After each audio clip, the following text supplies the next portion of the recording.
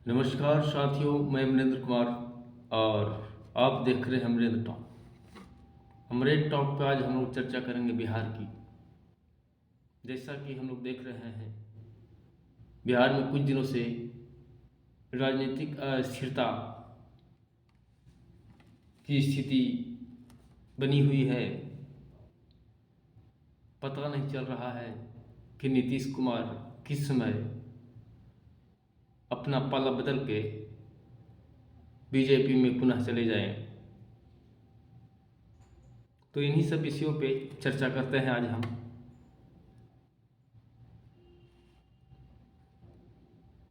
ये जो राजनीतिक अस्थिरता का जो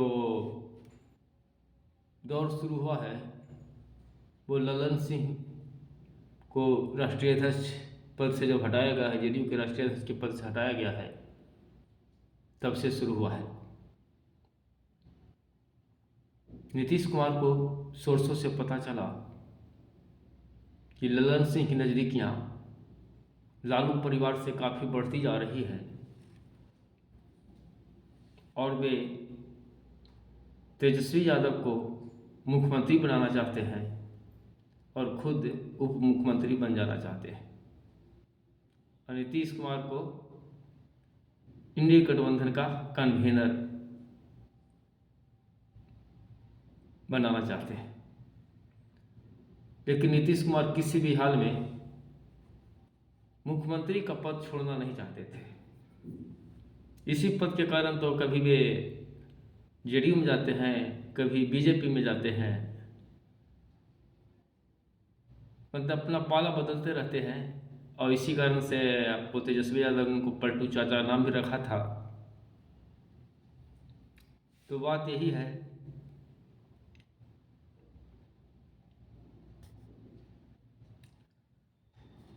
इधर कुछ दिनों से ऐसी ऐसी घटनाएं घटी है जिससे लग रहा है कि किसी भी समय कुछ भी घट सकता है। सबसे पहले ललन सिंह को राष्ट्रीय पद से हटाया गया। उसके बाद मीटिंग में बोला गया कि हमें इंडिया गठबंधन को सीट शेयरिंग जल्दी से जल्दी कर लेना चाहिए और सीट शेयरिंग में जेडीयू 16 सीट से कम पे नहीं लड़ेगी, जबकि राजद नीतीश कुमार को या जेडीयू को 7-8 सीट से ज़्यादा देना नहीं चाह रही थी। तो इसके लिए उन्होंने दबाव का पॉलिटिक्स बनाना शुरू किया और कुछ संकेत ऐसा मतलब आने लगे, संकेत देना उन्होंने शुरू किया नीतीश कुमार ने कि वे बीजेपी की ओर जा रहे हैं।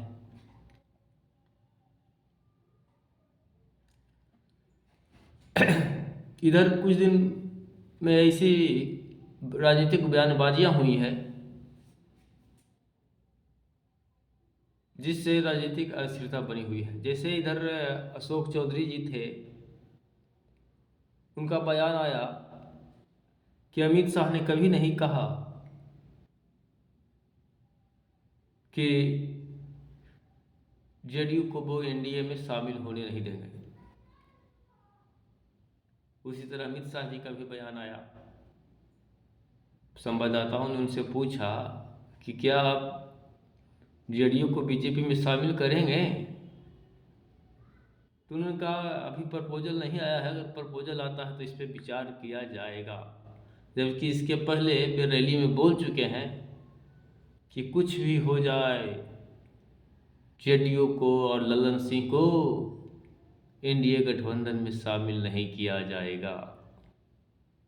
परंतु उनके रुख में बदलाव देखने को मिल रहा है, जबकि बीजेपी की जो स्थानीय लीडरशिप है वो चाहती है कि बीजेपी जो वर्तमान में जो गठबंधन है बीजेपी का एलजेपी के साथ और उपेंद्र कुशवाहा की पार्टी के साथ जीतन राम पार्टी के साथ, जीतन राम मांझी के पार्टी के साथ। ये काफ़ी है, इतना में ही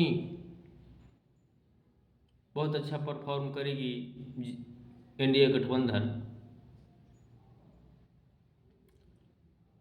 परंतु बीजेपी नेतृत्व को मालूम है कि जब तक नीतीश कुमार की पार्टी को गठबंधन में शामिल नहीं किया जाएगा,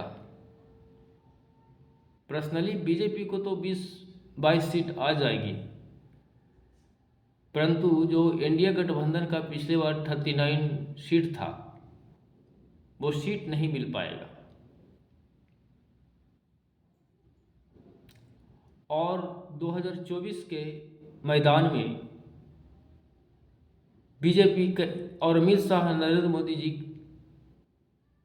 अपना एक भी सीट गंवाना नहीं चाहते हैं।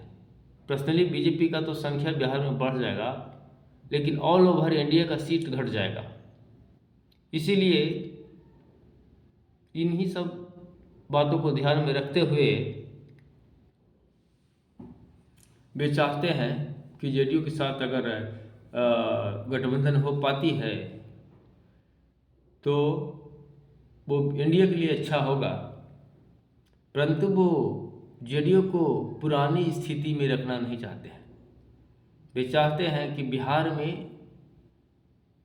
जो लीडरशिप है वो बीजेपी के हाथ में है, और संभवतः ये लीडरशिप सम्राट चौधरी को और जा सकती है अगर जेडीयू और बीजेपी का गठबंधन होता है या जेडीयू एनडीए में शामिल होते हैं तो। अब इन्हीं सब बातों को जो लालू प्रसाद के पास भी पहुंची है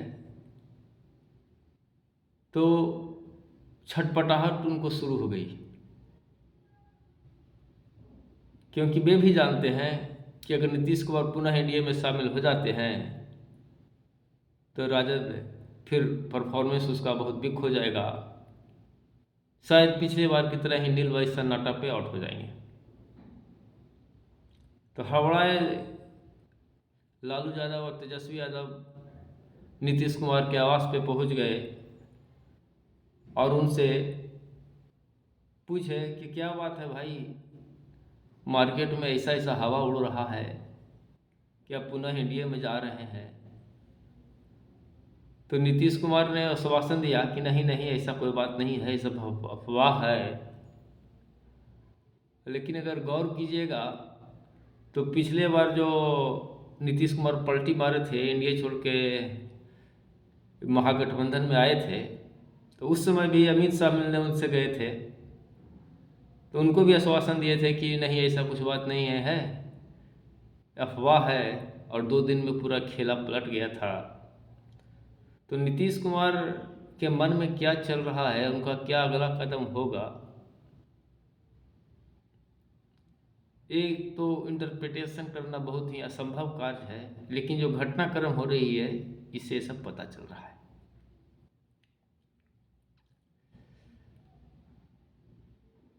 तो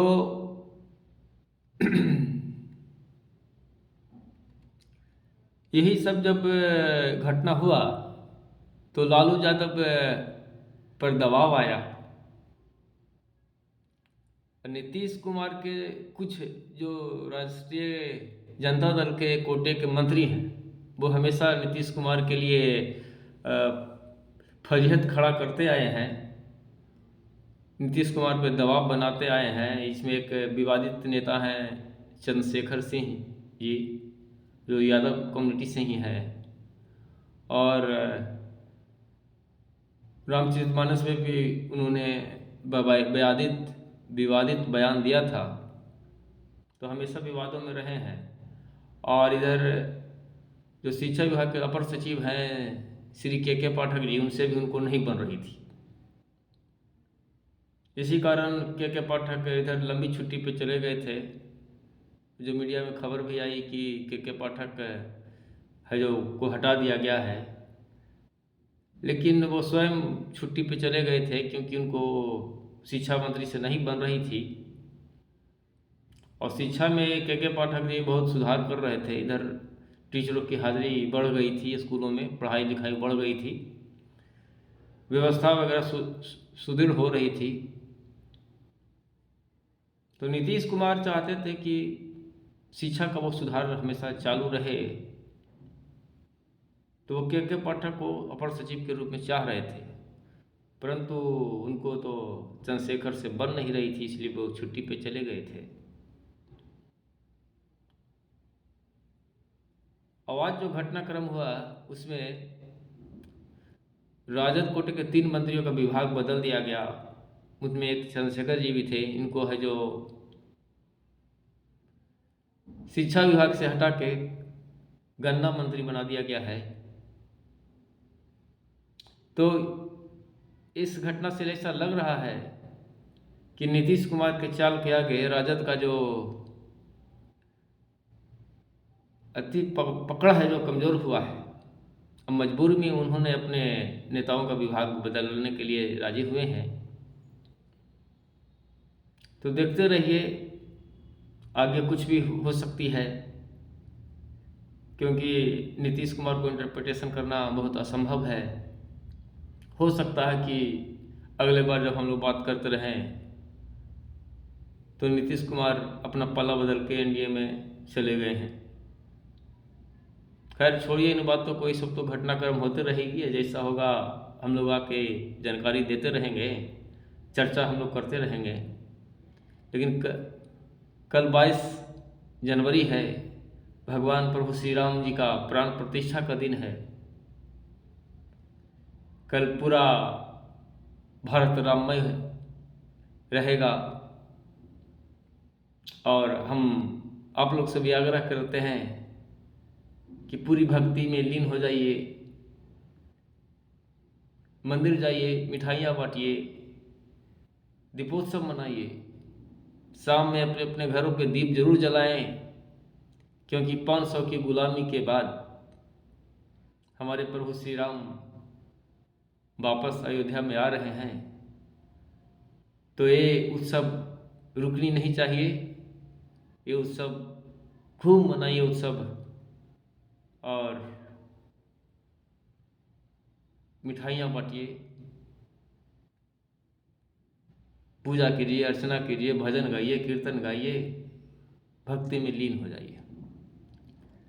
तो इस अंक में इतना ही, फिर कुछ नए मुद्दे के साथ आएंगे आप लोग के सामने।